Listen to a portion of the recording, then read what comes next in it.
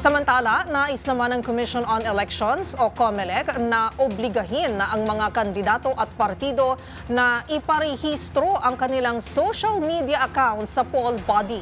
Ayon kay COMELEC Chair Attorney George Garcia, parte ito ng pagpapaigting ng ahensya sa maayos at malinis na 2025 elections. Narito ang report ni Arnold Herrera.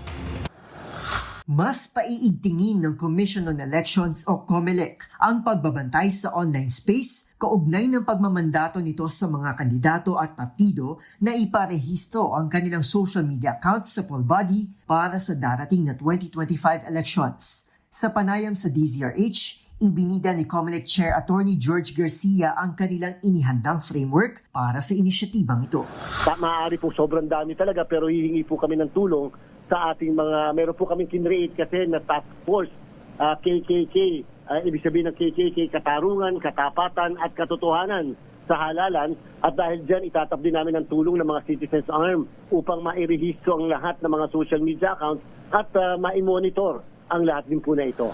Sakop ng mandatong ito ang social media accounts ng mga kandidato, ng mga partido at maging mga personnel na mga ngampanya rin para sa kanilang pinagsisilbihang mga kandidato. Bagamat walang itinakdang limit ang komisyon para sa bilang ng mga social media accounts, tiniyak naman ito na mahigpit nila itong babantayan kasama ng KKK at ng mga guideline na binuo nila kasamang iba't ibang profesional. Sa tulong ng registration, hindi sila basta-basta pwedeng tanggalin ng social media platforms tulad ng Meta, X at Google.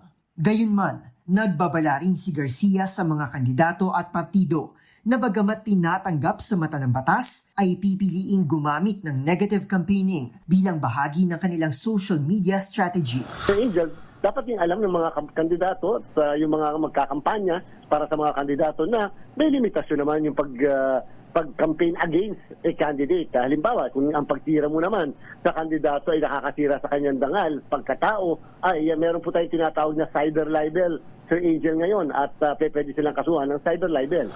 Nakatakdang ilabas ngayong araw ang COMELEC resolution para formal nang ipatupad ang naturang mandato. Para sa MBC TV Network News, ito si Arnold Herrera. Una sa Pilipinas, una sa Pilipino.